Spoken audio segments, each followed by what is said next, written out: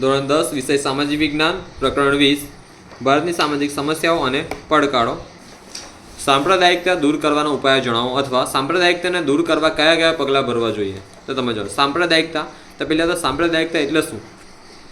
સાંપ્રદાયિકતા એટલે શું? તમને આ સવાલ પહેલાં થવો જોઈએ મનમાં. જો આ સવાલ ના થાય તો વસ્તુ થોડું અઘરું છે, કેમ કે અહીં સવાલમાં છે સાંપ્રદાયિકતા દૂર કરવાનો ઉપાય. ભાઈ આપણે ખબર તો હોવી જોઈએ કે સાંપ્રદાયિકતા કોને કહેવાય. અને એવું કે ભારતમાં આપણે જીવીએ છીએ ને, તો આ પાઠ રગરગથી આપણે વાકેફ થઈ જવું જોઈએ. આ પાઠની રગરગથી વાકેફ થઈ જવું જોઈએ, કેમ કે આપણે બકા ફક્ત ભારતમાં જીવતા નથી, ભારતની ધરતી પર ફક્ત જીવતા નહીં, એ ધરતીને આપણે માતા તરીકે પણ ગણીએ છીએ. તો આપણી માં શું છે, આપણી માં વિશે કંઈક, બરાબર ને? ભલે કોઈને બધું ખબર ના, આપણે થોડું ઘણું જાણવું તો અગત્યનું છે, હે ને? આપણો ભારત દેશ આઝાદ ક્યારે થયો હતો? 15 ઓગસ્ટ 1947 સ્વતંત્ર મળી હતી. પ્રજાસત્તાક ક્યારે થયો હતો? પ્રજાસત્તાક ક્યારે મળી હતી? 26 જાન્યુઆરી 1950.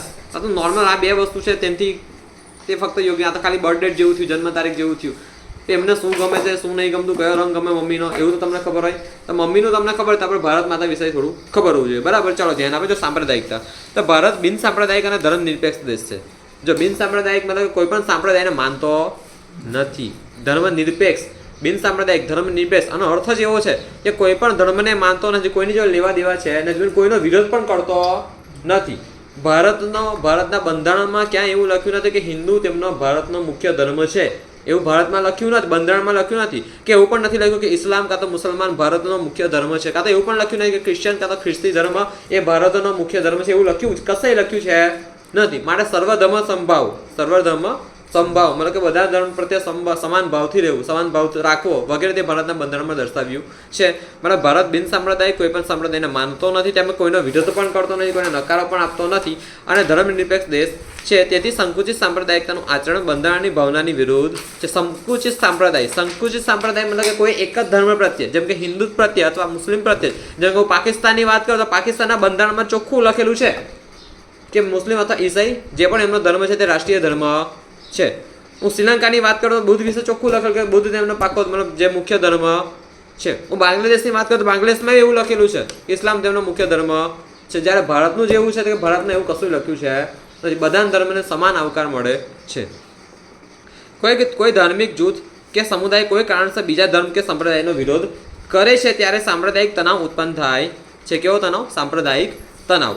કોઈ ધાર્મિક જૂથ કે સમુદાય કોઈ કારણસર બીજા ધર્મ કે સંપ્રદાયનો વિરોધ કરે છે ત્યારે સાંપ્રદાયિક તણાવ ઉત્પન્ન થાય છે. તો સિમ્પલી સાંપ્રદાયિકતા એટલે શું તમને ખબર પડી ગઈ, બરાબર ને? સાંપ્રદાયિકતા ક્યારે ઉત્પન્ન થાય છે? જો ફરીથી આપણે દેખીશું. કોઈ ધાર્મિક જૂથ ધારો કે આપણે કોઈ ધાર્મિક જૂથ બનાવ્યું છે, જેમ કે આપણે કોઈ સેના બનાવી દીધી, બરાબર? આ તો કોઈ અલગ ધર્મનો વિરોધ કરે છે, કોઈ વગર કોઈ બકવાસ, કોઈ કારણ વગર, બરાબર, કોઈ કારણ વગર વિરોધ કરે છે કે ના આવો છે, આ તો તેવો છે, આમ ને તેમ, તો તે તદ્દન ખોટું કહેવાય. આ સાંપ્રદાયિક તણાવ મતલબ સ્ટ્રેસ, મુશ્કેલીઓ ઉત્પન્ન કરે છે. હવે આપણે દેખ્યું કે સાંપ્રદાયિકતા દૂર કરવાના ઉપાયો જણાવો, તો સાંપ્રદાયિકતાને દૂર કરવા કયા કયા પગલાં ભરવા જોઈએ. મેં તમને અત્યારે લગીને કીધું કે સાંપ્રદાયિકતા એટલે શું. તો હવે ધ્યાન આપીએ અહીં. સાંપ્રદાયિક તત્વો સામે સૌ નાગરિકો અને સરકારે સખ્તાઈથી કામ લેવું, બરાબર ને? બધી નાગરિકો અને સરકારે સખ્તાઈથી કામ લેવું. કોઈ હોય કે હિન્દુ મુસ્લિમના ભાગલા પાડતું હોય, કાં તો હિન્દુ ક્રિશ્ચિયનના હિન્દુ ખ્રિસ્તીના ભાગલા પાડતું હોય, કાં તો મુસ્લિમ ખ્રિસ્તીના ભાગલા પાડતું હોય, તો તેને તદ્દન અટકાવવો જોઈએ. કેમ કે બધા છે તો ભાઈ ને, હા, એક જ એના અવતાર છે, બરાબર છે? એક જ એમના શું કહેવાય, એક જ વ્યક્તિના દીકરા છે. બધાનું લોહી તો લાલ જ હોય છે ને, કોઈનું અલગ અલગ હોય છે. અલગ હોય તો ચેક કરે છે, તારું આમ પથ્થર લે છે ને પછી આમ કરીને ઠોકજો પથ્થરથી તારો અંગૂઠો, અને બીજો કોઈ વ્યક્તિ તેનો પથ્થરથી અંગૂઠો ઠોકજે. લાલ રહેવાનું બદલાય નહીં. પછી બંનેને ભેગું કરી દે છે, બંનેને ભેગું કરે કે લાય તારું લોહી કહ્યું, મારું લોહી કહ્યું, કરીને બતાય છે એવું. ચલો ધ્યાન આપો. સાંપ્રદાયિક તત્વો સામે સૌ નાગરિકોએ અને સરકારે સખ્તાઈથી કામ લેવું. કોઈ પણ સંજોગોમાં તેમની સામે ઝૂકવું નહીં, તેમાં સમાધાન કરવું નહીં, બરાબર ને? આપણે સમાધાન કરી લે કે ના આ તો આવો છે, નહીં આ તો તેવો જ છે, કોઈ એક્સ ધર્મ આવો જ છે, કોઈ વાય ધર્મ આવો છે, તો ભાઈ તેવો જ એટલે સમાધાન કરવાનું નહીં. બધાને સમાન મહત્વ પ્રાપ્ત થવું જોઈએ. શિક્ષણ દ્વારા સાંપ્રદાયિકતા અસરકારક રીતે નાબૂદ કરી શકાય છે, શિક્ષણ દ્વારા. તેથી અભ્યાસક્રમમાં બધા ધર્મોના સારા તત્વો દાખલ કરવા જોઈએ. તદુપરાંત શાળાઓમાં બધા ધર્મની પ્રાર્થનાઓ તેમજ સામાજિક અને ધાર્મિક તહેવારોની ઉજવણી કરવી જોઈએ. અને થાય જ છે, હે ને? ચાલો, જેથી વિદ્યાર્થીઓમાં સર્વધર્મ સંભાવનો દ્રષ્ટિકોણ વિકસાવી શકાય. કેવું? સર્વધર્મ સંભાવ, બધા ધર્મ પ્રત્યે સમાન ભાવનો દ્રષ્ટિકોણ વિકસાવી શકાય છે. ભારતના ચૂંટણી પંચે આજે જ આ ચૂંટણી પંચ વિશે છે ને મેં 3 કલાકનો લેક્ચર દેખો સવારે વહેલું, અને અત્યારે પેલા નોટ્સ બનાવી પેલા બીજા ચોપડામાં બતાવીશ પછી તમને. ભારતના ચૂંટણી પંચે સાંપ્રદાયિક વિચારસરણી પણ આધારિત રાજકીય પક્ષોને માન્યતા આપવી નહીં. કે કોઈ પક્ષની વિચારધારા એવી હોય ને કે નહીં મારો તો આ ધર્મ સારો, મારો તો હિન્દુ ધર્મ જ સારો, મારો તો મુસ્લિમ ધર્મ જ સારો, મને ગમે છે. ગમવું અલગ વાત છે, પણ તું બીજાને પણ એવું કીર્તિરાજ ખ્રિસ્તી ધર્મ પાલે તે કે ના મારે તો હિન્દુ રહેવું છે, પણ કીર્તિરાજ પાલે એ ધર્મ તદ્દન ખોટું છે. એની મરજી એને પાડવો હોય તો પાડે, ના પાડવો હોય તો ના, પણ તદ્દન એની મરજીની વિરુદ્ધ કોઈ કાર્ય કરાય નહીં. બરાબર.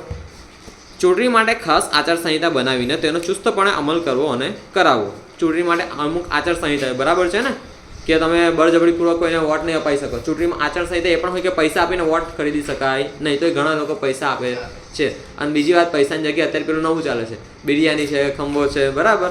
હા, પછી શરાબની બોટલ છે, પેલી આ કંઈક મરઘી જેવું કંઈ બોલો, કોઈને પછી જમણવાર રાખે છે.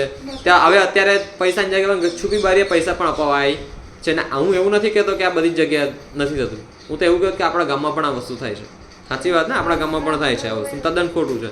અને આ ચાલુ વિડીયો કહું, જો આ વિડીયો આજનો આ સમાજનો વિડીયો છે, હું એક વખત અધિકારી બન્યો તો આટલા આજુબાજુ જે પણ કોઈ હોય ને ભ્રષ્ટાચારી તેને પહેલાં પકડીશ, તેને છેલ્લા નહીં તેને પહેલાં પકડાઈશું. ચાલો. અને આપણા ગુજરાતનું પણ અલગથી છે, જેમ કે ઘણા લોકો ભ્રષ્ટાચાર કરતા હોય બરાબર ને, એન્ટી કરપ્શન બ્યુરો આવે છે, anti corruption bureau of Gujarat અથવા ગુજરાત એન્ટી કરપ્શન બ્યુરો. કોઈ ભ્રષ્ટાચાર થતો ને તમે ડાયરેક્ટ એને ફોન કરી શકો છો. ચલો ધ્યાન નહીં. હવે દેખો, રેડિયો, ટેલિવિઝન અને ફિલ્મો જેવા દ્રશ્ય શ્રાવ્ય માધ્યમો લોકમત ગણનારા શ્રેષ્ઠ વિજાણુ માધ્યમો છે. Radio, television. રેડિયો પહેલાં, હવે આ પહેલાં જૂનું ચાલતું હતું, રેડિયો ચાલતું, અત્યારે રેડિયો ચાલતું છે નથી. ટીવી અને ફિલ્મો જેવા દ્રશ્ય શ્રાવ્ય, દ્રશ્ય એટલે દેખી શકાય, શ્રાવ્ય એટલે સાંભળી શકાય તેવું માધ્યમો લોકમત ગણનારા શ્રેષ્ઠ વિજાણુ માધ્યમો છે. વિજાણુ મતલબ કે આપણે ઇલેક્ટ્રિસિટી દ્વારા જે પણ વસ્તુ મળે તે, ઇલેક્ટ્રિસિટી દ્વારા કોઈ પણ વસ્તુ મળે તે. જેમ કે હું વાત કરું રેડિયો ઇલેક્ટ્રિસિટી, ટેલિવિઝન ઇલેક્ટ્રિસિટી. પણ બીજી વાત કરું, અત્યારે તમે આ ના લખો, તેની જગ્યાએ તમે લખો ઇન્સ્ટાગ્રામ છે, ફેસબુક છે, યુટ્યુબ છે, વોટ્સઅપ, તે પણ શ્રેષ્ઠ માધ્યમ છે. અત્યારે કોઈ ટીવી દેખે છે મોટા ભાગે કોઈ ટીવી દેખતું નહીં હોય. કોઈ રેડિયો સાંભળે છે તો તેની ટીવી કરતાં ઓછી સંખ્યા છે. ટીવી ભાગી આપણે 100 જણા હોય, 100માંથી 10 જણા ઘરે ટીવી હશે તો એ 10 જણામાંથી 5 જણા દેખતા હશે બરાબર, બાકી તો ટીવી 100 પીસ માટે મૂકી રાખ્યું હોય. પણ રેડિયો કેટલા લોકો દેખે, કેટલા લોકો સાંભળે છે, દેખાય ને એને સાંભળે, કેટલા લોકો સાંભળે છે? ભાગ્ય 100માંથી 2 જણા હોય જે રેડિયો સાંભળતા, અત્યારે પણ સાંભળે છે. હવે એવું નથી કહેતો રેડિયો તદ્દન ખોટું છે, રેડિયો પણ સારું છે, બહુ સારું છે. જ્યાં ફોનનો ટાવર, જ્યાં પેલા ટીવીનો ટાવર ના આવે ત્યાં રેડિયોનો ટાવર આવે, ત્યાં રેડિયોની ફ્રિકવન્સી આવે, ત્યાં રેડિયોની તરંગ લંબાઈ, વિજ્ઞાનના બોલો તો તરંગ લંબાઈ ત્યાં સુધીને પહોંચે. વિજ્ઞાનમાં અલગ અલગ છે, રેડિયોની તરંગ લંબાઈ સૌથી દૂર સુધીને જાય. એટલા માટે કે અલગ અલગ વિસ્તારમાં રેડિયો બહુ કામ લાગે. બીજી વાત કે જે વ્યક્તિ કંઈ સાંભળી શકતો, જે વ્યક્તિ કંઈ દેખી શકતો નહીં તેને શું ખબર કે ટીવીનો અવાજ આવે કે રેડિયોનો અવાજ આવે છે, હે ને? એની માટે બંને એક જ અવાજ જ છે ને, તો તેને રેડિયો કામ લાગે. હવે ધ્યાન નહીં કે રેડિયો, ટીવી અને ફિલ્મો જેવા દ્રશ્ય શ્રાવ્ય દેખાય અને સાંભળી શકાય તેવા માધ્યમો લોકમત ગણનારા શ્રેષ્ઠ વિજાણુ માધ્યમો છે. રેડિયો અને ટીવીને પોતાના કાર્યક્રમો દ્વારા તેમજ સિનેમાના પડદા પર ફિલ્મોએ સમાજમાં સર્વધર્મ સંભાવ. ઘણી બધી મૂવી એવી છે, કોઈ એક પિક્ચરના મને ઉદાહરણ આપો તો, કોઈ પણ એક હા, કે જે હિન્દુ અને મુસ્લિમ અથવા કોઈ પણ અલગ ધર્મને ભેગા કરતી હોય. અલગ ધર્મ ને, બધા ધર્મ તો એક જ છે, પણ કોઈને પણ ભેગા કરતી હોય. કહો તો કોઈક મને એક હું નામ આપું. બજરંગી ભાઈજાન ખબર છે ને? બીજું તું કયું કહો છો બકા? કયું? ઇન્ડિયન. સની દેઓલ ને, હે ને? ઇન્ડિયન છે, બજરંગી ભાઈજાન છે. પછી બોલો કોઈ ખબર છે? અમર અકબર એન્થની, અમિતાભ બચ્ચન, હે ને? અમર અકબર એન્થની. તેમાં 3 અમર એટલે અમર ઇન્ડિયન, હિન્દુ શબ્દ છે, અમર થઈ જવું. અકબર મુસ્લિમ છે, એન્થની ક્રિશ્ચિયન. 3 ધર્મને એક કરે છે. પછી હું અત્યારે કીધું બજરંગી ભાઈજાન છે, તે પણ એવું છે બરાબર. ચકડે ઇન્ડિયામાં પણ એવું થાય છે, અંદર ખિલાડી હોય તો અલગ અલગ ધર્મના. બીજું ઘણા બધા પિક્ચર છે. હવે ધ્યાન આગળ ચાલો. રેડિયો અને ટીવી પોતાના કાર્યક્રમો દ્વારા તેમાં સિનેમાના પડદા પર ફિલ્મોએ સમાજના સર્વધર્મ સંભાવ અને સહિષ્ણુતાની ભાવનાનો પ્રસાર કરવો જોઈએ. રેડિયો અને ટીવીને રાષ્ટ્રીય હિતો અને રાષ્ટ્રવાદને પ્રોત્સાહન મળે તેવા કાર્યક્રમો પ્રસાર કરવા જોઈએ. રાષ્ટ્રીય હિતો મતલબ રાષ્ટ્રના ફાયદા, બરાબર. સક્ષમ એટલે કામ કરી શકે તેવું, સબળ મતલબ મજબૂત અને નિષ્પક્ષ યુવાનોએ સાંપ્રદાયિક હિંસાને નાબૂદ કરવા કમર કસવું જોઈએ. કે નહીં, કંઈ પણ આ ધર્મને બાબતે લડી વળે છે. જેમ કે આજના હું વાત કરું તો આજના યુગમાં ચૂંટણી મોટાભાગે ધાર્મિક વિષય મોટાભાગે ચૂંટણીને આગળ વધારે એવું પણ હોઈ શકે છે, બરાબર. જેમ કે કોઈ ના આ તો અનફોલો કરે છે, તો તેને વોટિંગ વધારે મળતું એવું થાય, પણ આ તદ્દન ખોટું છે બકા. ચાલો, કેમ કે વોટિંગ કોઈ પણ ભોગે ધર્મના વોટિંગ ક્યારે પણ ધર્મના ભોગે ના થવી જોઈએ કે આ ધર્મનો વ્યક્તિ છે મારીને જ વોટ આપો. ભલે પણ એ ચોર હોય, એ ગુંડો હોય, એ ક્રિમિનલ હોય તેને વોટ કરાય, ભલે ને કોઈ પણ ધર્મનો હોય ના, એ પોતાનું ધર્મનું આચરણ, પોતાના ધર્મનું પાલન ના કરતો પછી તેને વોટ કરીને શું કામ છે. જેમ કે હું સિમ્પલ આપણા ધર્મ વિશે વાત કરું તો હિન્દુ વિશે વાત કરું, બરાબર.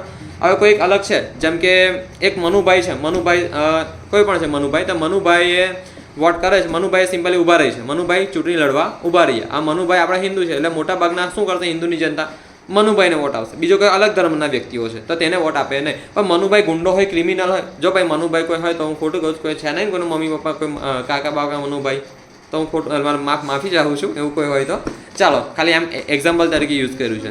પણ જો મનુભાઈ ચોર અથવા ગુંડો અથવા ક્રિમિનલ હોય તો એને વોટ અપાય ના અપાય. એટલે ક્યારેય વોટિંગ ધર્મના બેઝ પર ના થવું જોઈએ. સમાજના બુદ્ધિજીવીઓ, રાજકીય નેતાઓ, ધર્મ કે સંપ્રદાયના વડાઓ વગેરે સાથે મળીને સાંપ્રદાયિક અંકુશિત અને નિર્મૂળ કરવા સનિષ્ઠ પ્રયત્ન કરવા જોઈએ. સનિષ્ઠ એટલે શું? સનિષ્ઠ એટલે શું? સનિષ્ઠ એટલે શું? એટલે મજબૂત. શું કહેવાય? મજબૂત. વધારે પડતા પ્રયત્ન કરવા જોઈએ. ધર્મ, જાતિ, ભાષા અને પ્રદેશથી ઉપર રાષ્ટ્રહિત, કે સૌથી ઉપર તો આપણું રાષ્ટ્રહિત જ હોવું જોઈએ અને રાષ્ટ્રગૌરવ છે એવી સમજ લોકોમાં કેળવવી જોઈએ જે તેમનામાં એકતા, રાષ્ટ્રવાદ અને રાષ્ટ્રીય એકતાની ભાવનાને મજબૂત બનાવે છે. તો સિમ્પલી મકા આ સવાલ આખો થઈ ગયો કે સાંપ્રદાયિકને દૂર કરવા કયા પગલાં ભરવા જે અથવા ઉપાયો જણાવો. તો ઉપાયો મેં તમને આ જણાવ્યું. મતલબ કંઈ પણ રીતે જો પહેલાં તો આપણે યાદ કેવું રાખવાનું છે કે પહેલાં શું, જો એક મુદ્દો યાદ રાખવાનો છે. જો પહેલાં હું વાત કરું તો બધા નાગરિકોએ ભેગા મળીને, કેવું, નાગરિકો અને સરકારે બંને ભેગા મળવાનું, હે ને. કેમ કે હું એક વાત કહું કે આપણે નાગરિકો એકલા કરી શકીએ કંઈ કામ. જેમ કે અત્યારે ચોર આવેલા તો ચોર હું આપણે એકલા કરતા રહ્યા કામ બધું, પોલીસે નહોતા ઇન્વોલ્વ કર્યા, એફઆઈ લખ્યું, ના લખ્યું, તે લખ્યું. કેમ કે આપણને ખબર છે કે ચોર જો ભાગ્ય આપણી ઝડપે આવી ગયો તો ના ચાહે કે એનું મોત થઈ જાય. આપણે તો નથી ને, આપણો તો હક નથી કે આપણે એને મારી આપણે એને સજા આપીએ. હક કોનો છે ભાઈ? એમ હક નહીં, ફરજ કોની છે કે એને સજા આપે? કોર્ટની છે, પોલીસની છે, કોર્ટની છે, બરાબર. કોર્ટ જે ચુકાદો આપશે તે પ્રમાણે એને સજા થશે. પોલીસ એને કારાવાસમાં રાખશે, અહીં રાખશે, ત્યાં રાખશે. જો વધારે કંઈ ખોટું કામ કર્યું હોય, મર્ડર કર્યા હોય તો એ ફાંસી આપશે. પણ આપણી એ છે, આપણી ફરજ છે ભાઈ ના. તો આપણી ફરજ શું છે કે ચોર આવીને ઘેરામાં આવ્યો તેને પકડવાનો, એને મારવાનો પણ આપણો હક નહીં. પણ ઠીક છે, ઘણા બધા પેલા ગુસ્સામાં એને મારી લેતા હોય છે, પોલીસ તો તદ્દન ના જ પાડે છે. પણ જો આપણે મારવામાં ક્યારે મરી ગયો ત્યારે તો આખા ટોળા જેટલા લોકો ને તે બધા નહીં બને. પહેલાં આવું નહોતું, આજથી 2 વર્ષ પહેલાં આવું નહોતું. અત્યારે નવા કાયદા આવ્યા ને તેમાં એવું છે કે જો ટોળામાં મોબ લિન્ચિંગ છે, અને મોબ લિન્ચિંગ કહેવાય શબ્દ અલગથી છે, મોબ લિન્ચિંગ. તો જો અલગથી જેમ કે 15-20 જણા હોય અને 15-20 જણા પોલીસને નામ ખબર હોય, કીધા હોય ને, એમના ખબરી હોય તો ખબરી હોય નામ કીધા તો પછી 15-20 જણા અઘરું પડી જાય, સજા થાય એમને સખતમાં સખત. તો આ મતલબ કે પહેલાં તો નાગરિકો અને સરકારે ભેગા મળીને કામ કરવું જોઈએ. પછી બીજું છે શિક્ષણ મુદ્દો અગત્યનો છે ભાઈ. ત્રીજો મુદ્દા મતલબ આપણે દેખીએ કે આચારસંહિતા જે પણ બનાવે ચૂંટણીમાં તેનું પાલન કરવું જોઈએ. ચૂંટણીના 1-2 દિવસ પહેલાં પેલું પ્રચાર પણ બંધ કરી દે, ખબર ને, કે ભાજપને વોટ આપો, કોંગ્રેસને વોટ આપો, કશું બધું આપને વોટ આપો, બધું બંધ કરી દે છે. પછી રેડિયો અને ટીવીવાળા આ ચોથો મુદ્દામાં યાદ રાખવાનું છે. પછી યુવાનોએ આગળ બધું તે 5માં યાદ રાખવાનું છે, બરાબર. તો એના 5-6 મુદ્દા તમે લખો તો ઇઝીલી 3-4 માર્ક્સ મળી જાય. એમ તો 8 માર્ક લખવાના, 8 મુદ્દા લખવાના. ભાઈ એવું મોટું બનાવીને તમે સરસ રીતે તમારી રીતે લખજો કે 8 માર્ક 4 માર્ક્સ ઇઝીલી મળી જાય, બરાબર. તો આ સવાલ પણ આ રીતે પૂરો થાય છે.